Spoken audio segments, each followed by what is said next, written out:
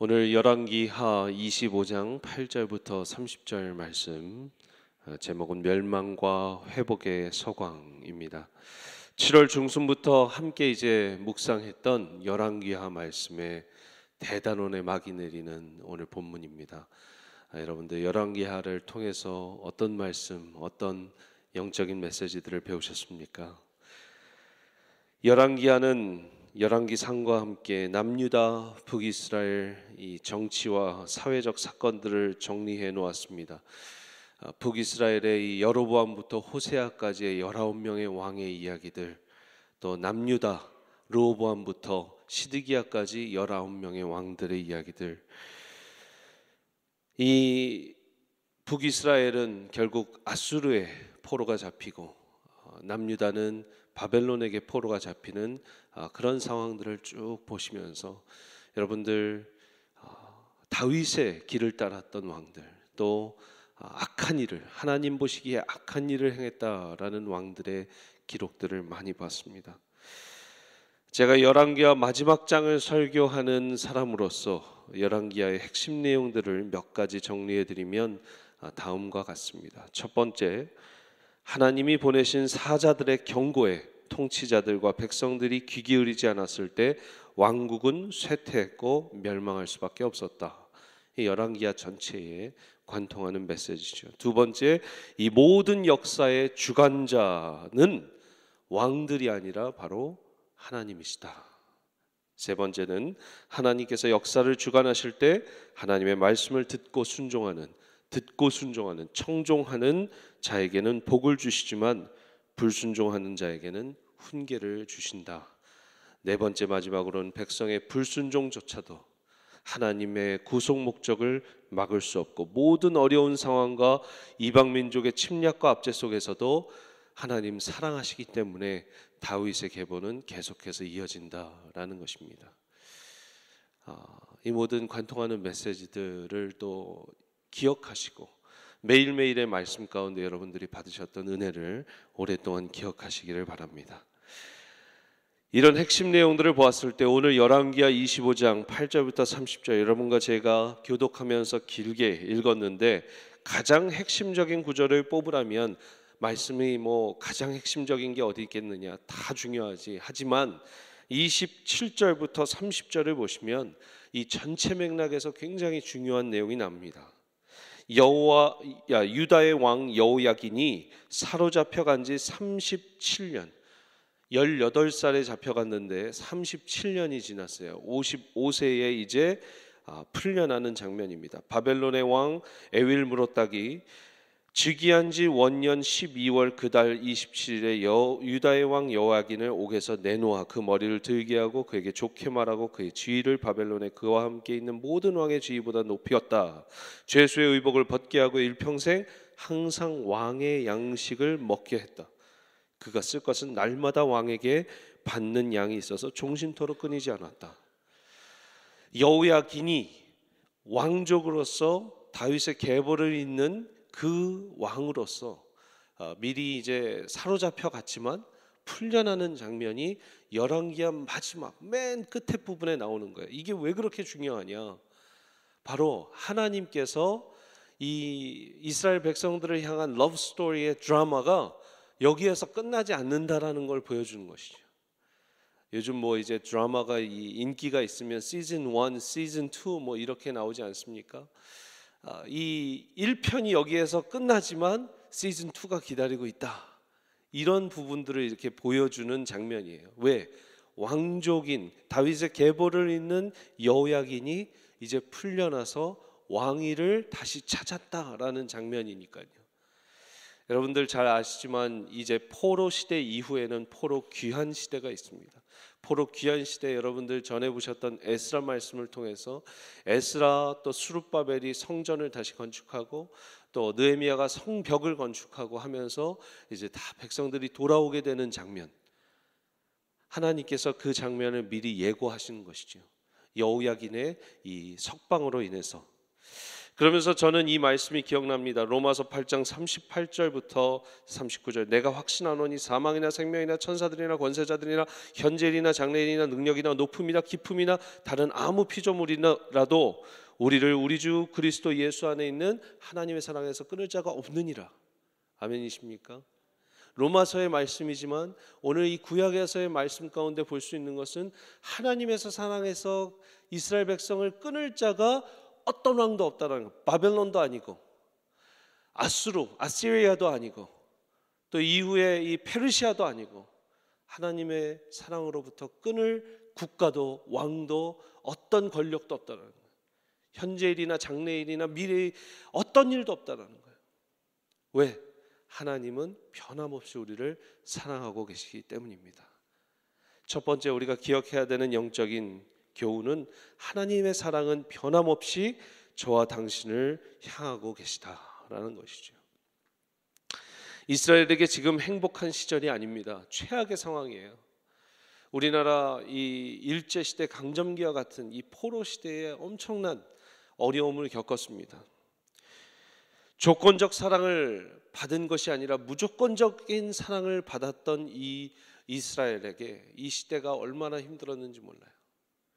여러분, 요즘엔 조건적 사랑에 받은 사람들 많습니다. 조건적 사랑을 부모에게 받고 자기 배우자에게 받다 보면 참 신기한 게 사람이요, 하나님의 사랑도 조건적이라고 생각할 때가 많아요. 아, 내가 오늘 큐티 안 해서 하나님이 벌 주시나 보다. 내가 오늘 나쁜 마음을 품어서 하나님 벌 주시나 보다. 이렇게 그냥 하나님은 내 상황 가운데 변하면 금방 그분이 다 변하는 거예요. 내가 조금 마음을 삐뚤게 먹으면 그 크신 하나님이 그분의 사랑과 그분의 마음을 변하게 한다. 이거는 아니죠. 하나님은, 여러분 그 말씀 아시죠? 어느 작가가 얘기하는데 파도와 같이 100년 전에도 1000년 전에도 수천 년 전에도 똑같이 파도는 일으켰어요. 그죠?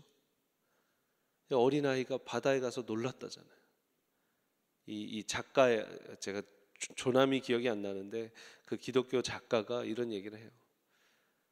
내가 어렸을 때 너무 놀랐다. 그 큰 파도가 바다를 처음 보고 너무 놀랐다는 거예요. 그런데 그 삼촌이 그렇게 얘기해줘요. 100년 전에도 1000년 전에도 10,000년 전에도 이 파도는 똑같이 일어났단다. 너무 놀라는 거예요. 여러분, 하나님의 사랑이 이 파도와 같이, 바다의 파도와 같이 변함없이 우리를 사랑하셨는데 우리는 우리의 마음이 바뀐다고 하나님의 마음이 바뀌는 줄 압니다.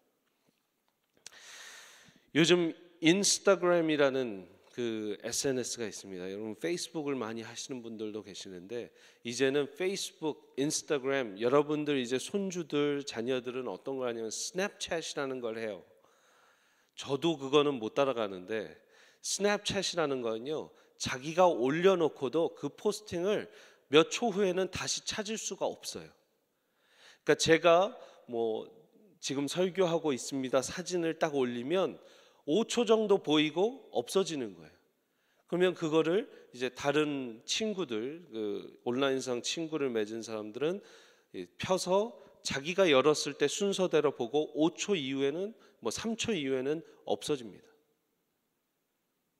자기가 올렸는데도 자기 포스팅을 다시 찾을 수 없어요. 그런데 저는 그걸 왜 하는지 잘 이해가 안 됐는데 여러분 놀라지 마십시오. 몇 명의 유저들이 하루에 하나 이상 올리는 유저들, 그냥 등록되어 있는 유저들이 아니라 하루에 한 건 이상을 올리는 유저들이 1억 9천만 명이라고 합니다.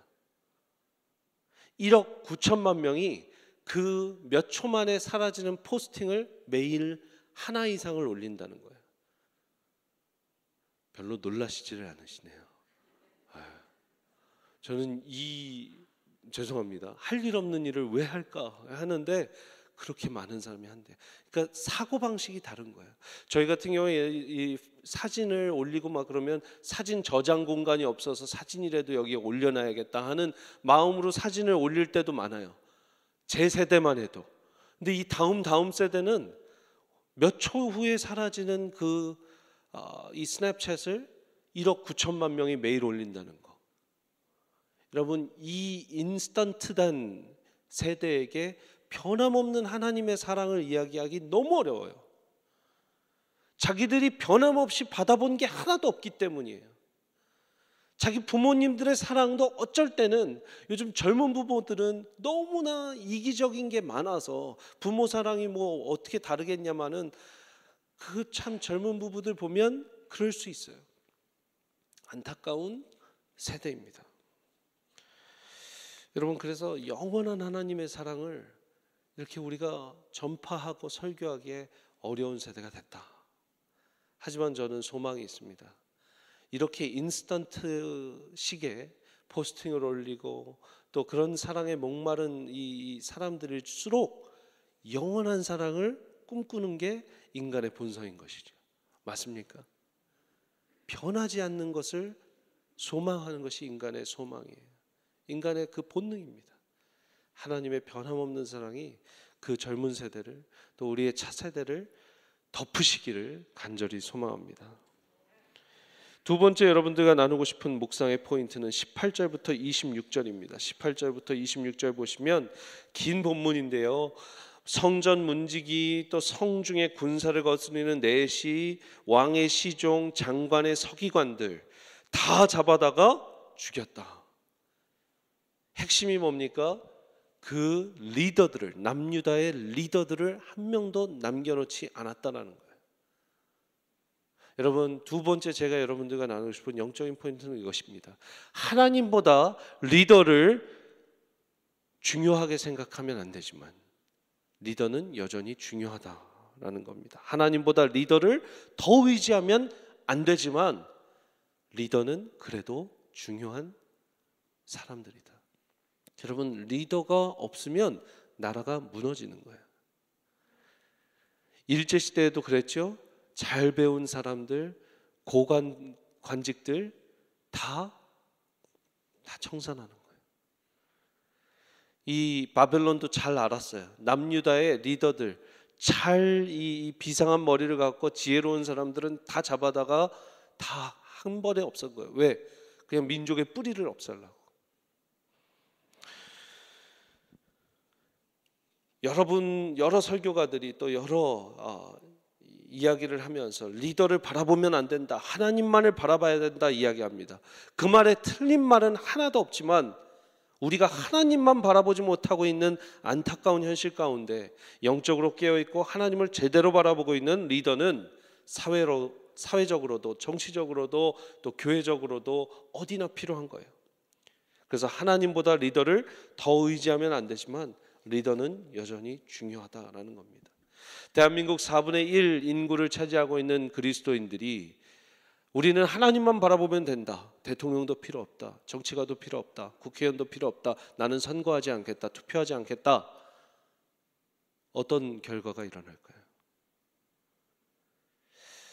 요즘에 많은 분들이 그런 생각도 합니다. 젊은 분들, 또 한국에 계신 분들은 교회 지도자는 필요 없다, 집사, 장로, 권사 필요 없다, 목사도 필요 없다. 그냥 우리 성도들이 돌아가면서 설교하면 되지 않느냐, 우리 성도들이 돌아가면서 말씀 나누고 찬양하고 그게 진정한 예배가 될 수 있다. 물론 예배 형식은 다양합니다. 선교지에서도 다양할 수 있어요. 여러분, 그렇지만 하나님께서 그 교회 안에 세워놓은 질서와 이런 리더들 중요하다고 생각하십니까? 중요한 거예요. 중요한 거예요. 여러분, 이 시대는요, 리더를 없애는 시대예요. 리더가 있어도 그 리더의 잘못들을 찾아내서 없애요. 국민들이, 예전에는요, 여러분, 국민들이 어려운 상황 가운데 한 어르신이 한 말씀 해주시는 것을 참 기대했던 그런 시대가 있습니다. 지금은요, 그럴 수 있는 어르신이 없어요. 여러분, 한국을 보십시오. 누가 나와서 한 말씀을 하면 모든 국민들이 맞다, 우리가 깨우쳐야 된다 이러겠습니까? 태양 가는데 그림자는 있는 거예요. 태양 가는데 그림자는 절대적으로 있고 그림자 있는데 태양의 빛이 없을 수가 없습니다. 그런데 1cm만의 그림자만 찾아내서 100m나 되는 장대라도 그냥 다 부러뜨리는 게 지금 우리 세대의 현실이에요. 리더가 없으면 남유다가 없어진다라는 걸 바벨론은 너무 잘 알았기 때문에 단칼에 죽인 것이죠. 여러분, 그런 세대가 또 있었습니다. 언제냐? 사사기의 시대인데, 그때에 이스라엘 왕이 없었으므로 사람들이 각자 자기 소견에 옳은 대로 행해왔다.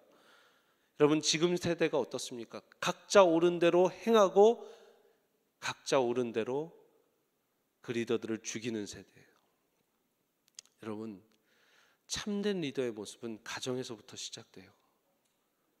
아버지의 모습, 어머니의 모습, 또 중요한 것은 아버지가, 어머니가 이 나라나 이 나라의 리더들이나 교회 리더들이나 커뮤니티의 리더들에 대해서 어떻게 언급하는지를 아이들은 다 듣고 그대로 그 리더들을 생각합니다.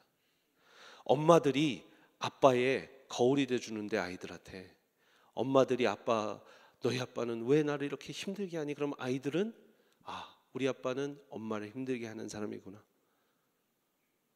이렇게만 보는 거예요. 여러분들이 부모님으로서 또 이 교회 지도자로서 다음 세대에게 어떤 리더상을 리플렉트 해주느냐, 거울로 비춰주느냐에 따라서 다음 세대들은 그대로 그 리더십을 따라가게 됩니다. 그래서 리더가 중요하다라는 거, 이 남유다의 멸망을 보면서 다시 한번 기억하시기를 바랍니다. 마지막으로 여러분 27절부터 30절 말씀 다시 한번 보시면서 제가 여러분들과 나누고 싶은 것은 이것입니다. 바로 복음이 우리를 새롭게 회복시킨다라는 거예요. 여러분, 이 여호야긴의 풀려나는 장면을 보면서 저는 이런 생각을 합니다. 보십시오. 옥에서 내놓아 그에게 좋게 말하고 그 지위를 다시 회복시켜주고, 왕의 앞에서 양식을 먹게 하고 날마다 왕에서 받는 이 양이 있어서 쓸 것이 매일 끊이지 않았다. 이게 복음이죠. 우리가 왕의 위치는 아니지만 사탄의 종노릇하다가, 죄의 종노릇하다가 하나님이 풀어주시고 이제 우리를 하나님의 자녀로 삼아주셔서 하나님의 아들, 딸로 불러주셔서 우리에게 옷을 입혀주시고 우리에게 공급해주시고 우리에게 은혜를 입혀주시는 것, 이 마지막 열왕기 하에서도 그리스도의 복음을 볼 수 있는 것은 여러분들의 그 복음의 은혜, 그 보혈의 공로, 십자가의 부활, 십자가 이후의 부활 사건, 이것이 다 이 안에서 우리가 볼 수 있는 것이죠. 복음은 우리를 회복시킨다. 여호야긴의 석방을 통해서 여러분들 기억하시길 바랍니다. 우리 같이 주신 말씀 기억하시면서 기도하시도록 하겠습니다.